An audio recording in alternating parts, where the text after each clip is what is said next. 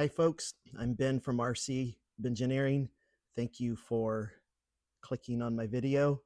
If you like unusually built stuff, I've got something here for you today. This thing runs on 2 sets of tracks. It used to be a push toy. It has multiple servos, limit switches, 4 motors, multiple ESCs. It runs off of a Dumbo RC 6-channel, and when you drive it, you don't even touch the wheel. If that sounds weirdly interesting, stick with me and I'll show you what's inside this thing.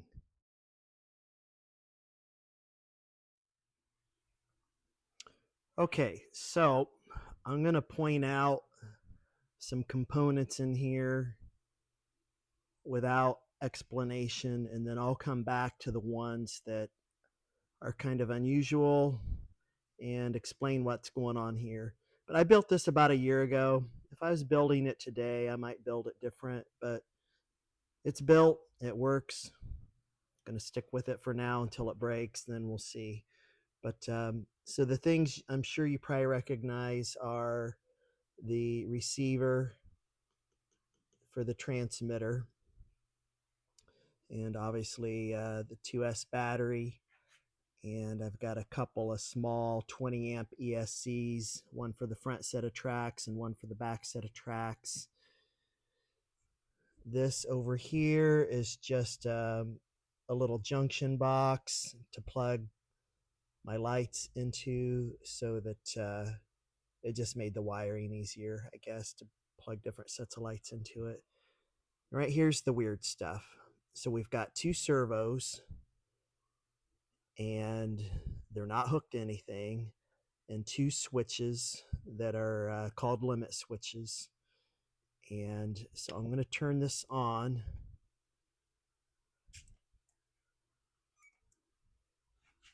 I'm supposed to turn on the transmitter first.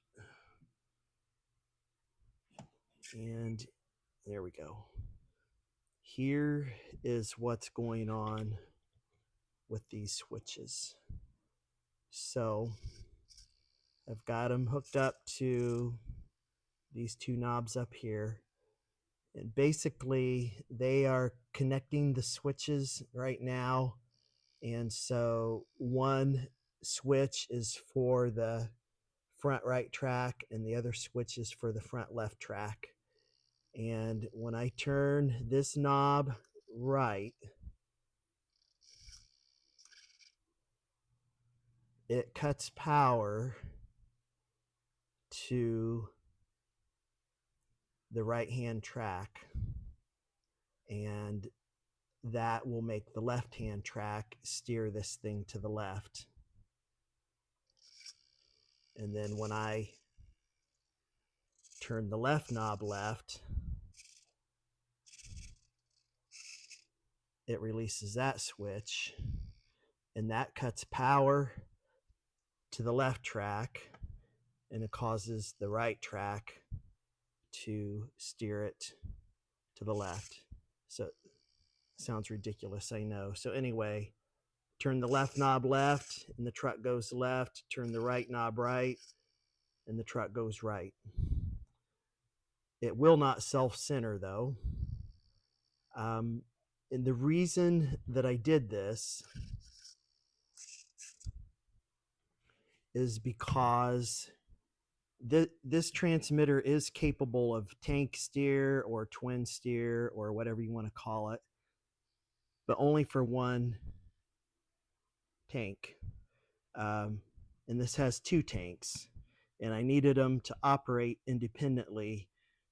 I couldn't be turning this left and right, and which would make this turn left and right, and also have it trying to turn this left and right. So I had to have the front and the back track controlled separately. Now, with some more experience, I could probably think of some non-mechanical ways, some electronic-only ways to make this work. But nonetheless, it works. I'm going to leave it like that. And until the day it doesn't work anymore, and then we'll go from there, I guess. But I'm going to flip it over on its top, and I'll show you that it operates. Okay, here we are looking at the bottom. Both of these knobs turned in, so everything's powered. You can see all the tracks run together at the same speed. Turn this knob to the right for a right-hand turn. And now we've got 3 tracks running.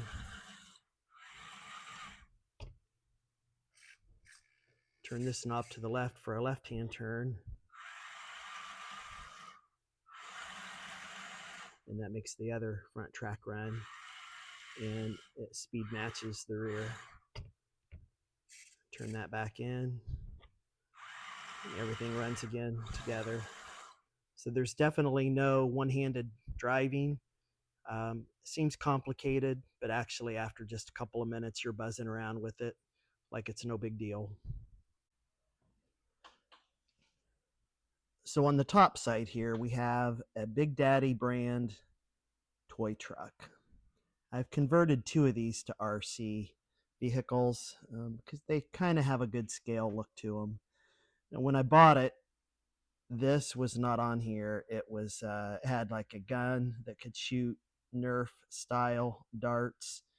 This cage and canopy is intended for a WPL D12 vehicle. And on the back side, it's been shortened. On the back side, you can open these doors, and that's how I put the battery in it without actually taking the canopy off. And you can see some lights on the back, and it's got opening doors. Maybe one-handed open. There we go. And a little bit of an interior. I could do some painting and fixing on that if interior was a priority for you.